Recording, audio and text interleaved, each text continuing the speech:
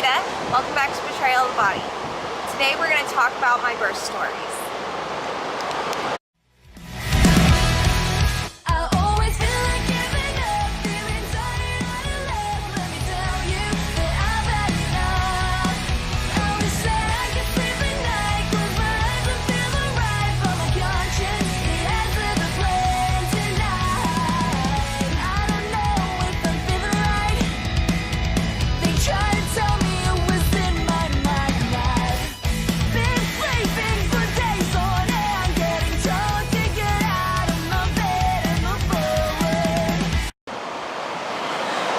So I have 3 natural children. I've talked a lot about my hysterectomy, my uterine cancer at a very young age, but I did end up having 3 children before that. My oldest, I was 16, and I actually found out that I was pregnant on 9/11 of all times, right? 2001, like the 9/11. I was heading to work and I got sick, and I thought that was really odd for me. When I got to work, there was a notice on the door saying that they were closed due to the tragedies that happened in New York. And so I went over to my friend's house and I was telling her how I got sick, and she's like, well, I have a pregnancy test if you want to take it. And I was like, you know what, I think I should. And sure enough, I was pregnant. And that pregnancy was pretty standard. You know, I had the morning sickness, which in case you've never been pregnant, has nothing to do with the morning. You're sick throughout the whole day.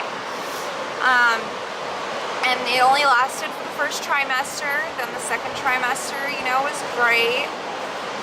Third trimester came, didn't really have very many complications or problems.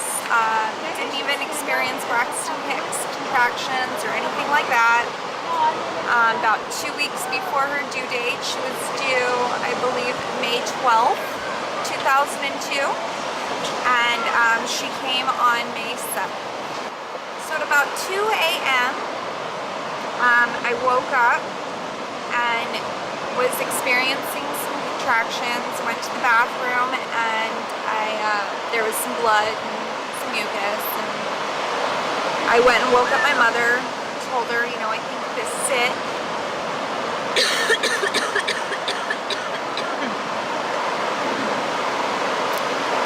And she was like, well, can you wait till morning? And I was like, I don't know, I've never done this before. Can I wait till morning? And she's like, well, wake me up when they're 5 minutes apart. And I was like, okay. So about 30 minutes later, I was like, they're 5 minutes apart. And she's like, okay, well, let's see if we can make it till morning. And the reason why she wanted to wait till morning was because my mom had a severe case of strep throat, and our vehicle also didn't have a heater, and we lived in the mountains about an hour away from the hospital. And so she was already really sick, and she didn't want to, you know, drive in the freezing cold without a heater. So we waited. About 8 a.m. I was like, okay, Mom, let's go. We gotta go. And so we start heading to the hospital. My mom, a little half asleep, a little delirious from being sick, forgot to shift out of first gear. And she ended up putting a rod through the engine about halfway to the hospital. Smoke started filling up the van. We pulled off the side of the road. We stopped at a Denny's and watched our van literally burn to the ground within seconds. So we go into Denny's, we make a few phone calls. We call work, we let them know that we're not coming in, because I was working with my mom at the time, and told them that we were in labor. And then we called my aunt to come pick us up from Denny's and take us to the hospital, because our van broke down. And she said, sure, I'll be right there. And we waited. An hour went by, still no sign of Debbie. And but someone did show up, and who showed up was our coworker's husband, who was in school training to be a paramedic. And he heard, woman in labor without a car, I'm coming to the rescue, hoping he'd get to deliver his first baby. didn't really go that fast, but you know, since he was there, my mom's like, well, why don't you take her to the hospital and I'll stay here and wait for my sister-in-law. And so we do. He takes me to the hospital and he's running every red light. It's scaring the crap out of me. He was like, this is an emergency. And it's like, yeah, but you don't have sirens. Like, no one knows it's an emergency. You're just running lights, and if you kill us on the way, well then, you know, that's not helping anyone. So we do end up getting to the hospital in one piece. And turned out, my aunt just decided that we could call an ambulance. She didn't call and tell us to call an ambulance. She just decided that we could, and she wasn't gonna come. And so he goes back and picks up my mom after dropping me off at the hospital and brings her back to me. When I got to the hospital, I was dilated to about 4 or 5, I think it was. And so they were like, okay, well, you know, you're moving kind of slow, so why don't you walk around the hospital? Well, at this point, my mom hadn't showed up yet. And so the sweetheart that she was, my OBGYN, not a nurse, not a volunteer, not a CNA, my actual MD doctor, my OBGYN, walked with me the whole time. And she was super sweet. We get back to the room, she checks me again, and still wasn't progressing. And so they ended up doing the epidural, because I definitely wanted pain relief. Actually, I was begging for a C-section. I was so scared of what labor would be like.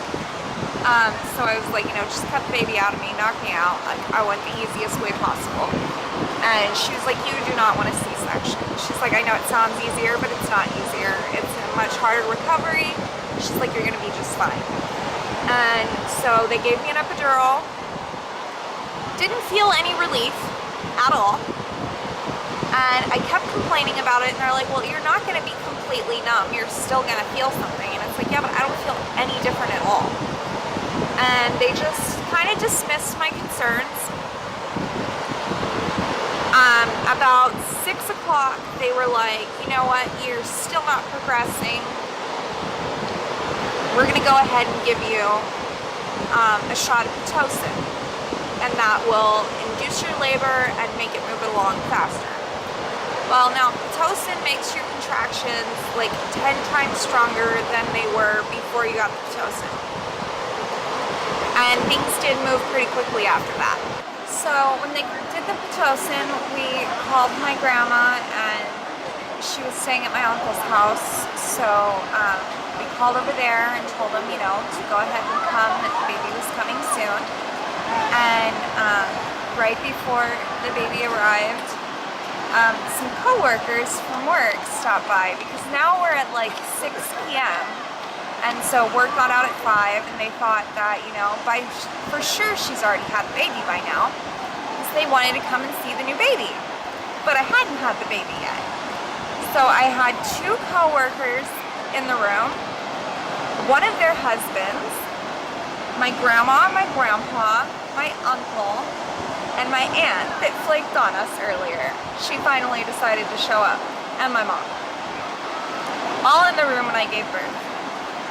They go to sit me up to start pushing and realize that the epidural wasn't placed properly, and this is why I never felt anything. But at this point, it was too late to put in another one, so I had her all natural.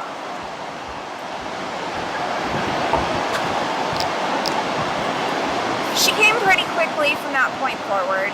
It was, I think maybe like 30, 40 minutes of active labor, and she came, no complications, no ripping. She was healthy, born 7 pounds, 9 ounces, 21.5 inches long. And but she did have jaundice, so we had to stay in the hospital a few extra days, and then I had to go and take her to have her bilirubin count done every day for, you know, a couple of weeks after we got home from the hospital. Baby, number 2 did not go so smoothly. I had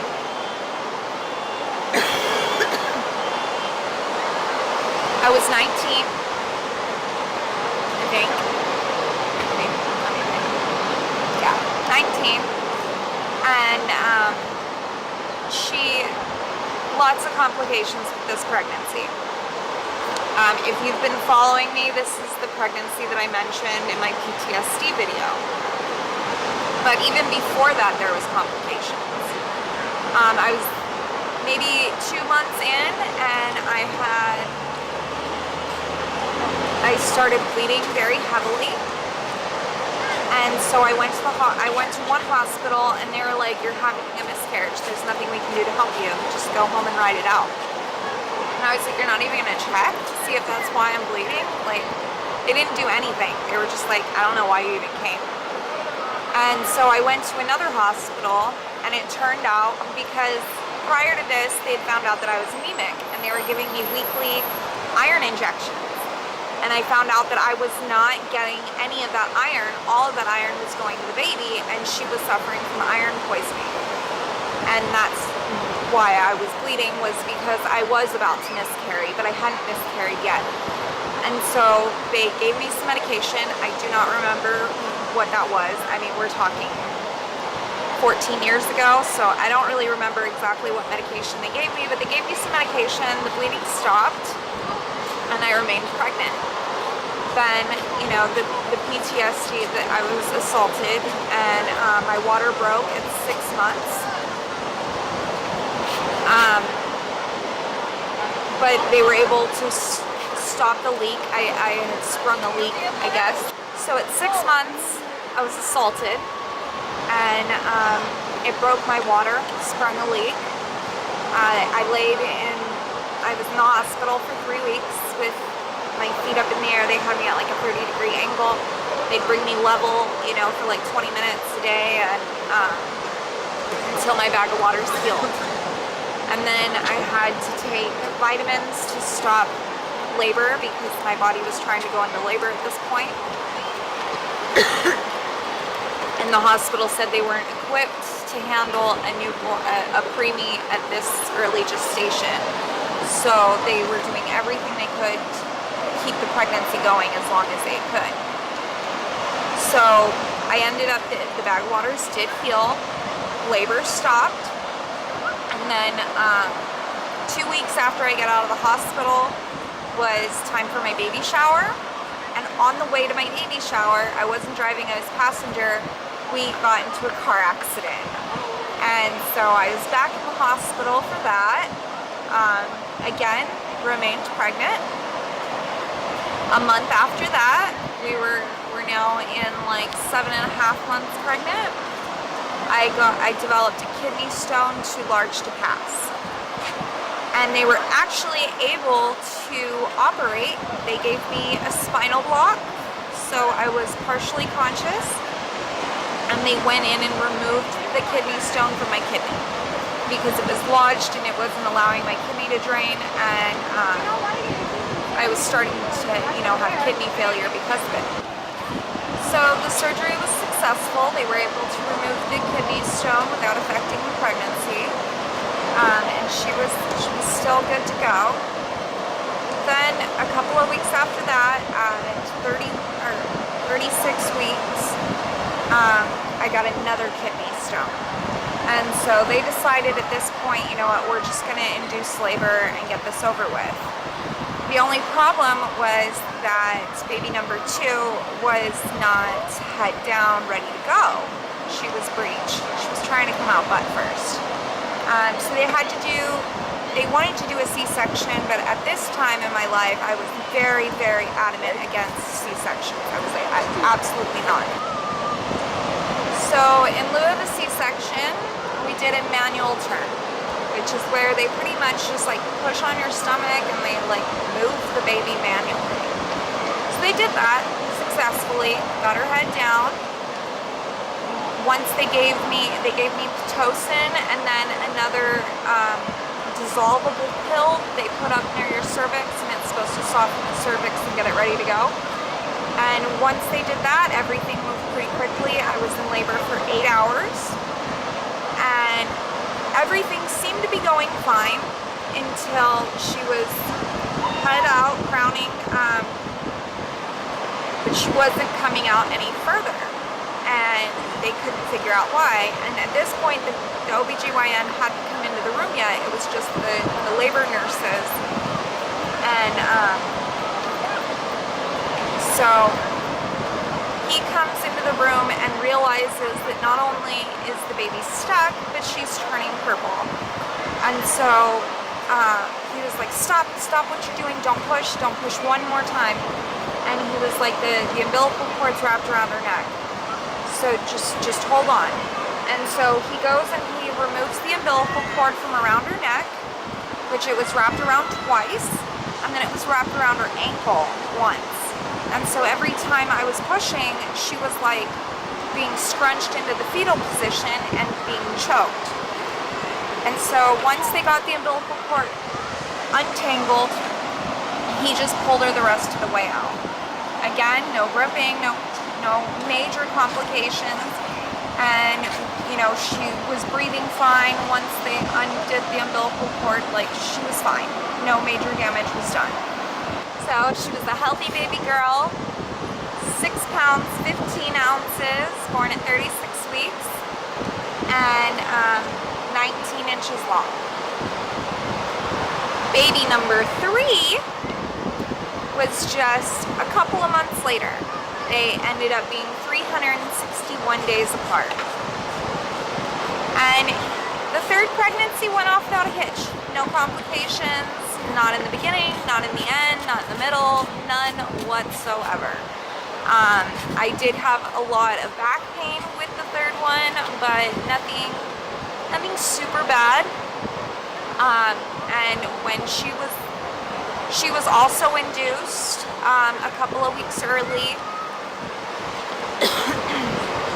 We were approaching baby number 2's birthday, and I just had this feeling that I was gonna have baby number 3 on the same day, and I didn't want that. I wanted them to have their own birthdays, and so I asked the doctor if he'd be willing to induce a few days early, and he said, yeah, that's fine.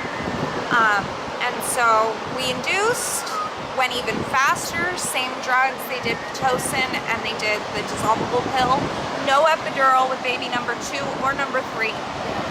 And she was born within 4 hours, and she's a healthy baby girl, 7 pounds, 10 ounces. She was 20 inches long. And those are my birth stories. Yeah, so to recap, 3 baby girls, 1 at 16, 1 at 19, and 1 at 20. All healthy, beautiful girls that are now teenagers. And those are my birth stories. Everything went great. Thanks for watching. Please like, share, and subscribe. See you next time.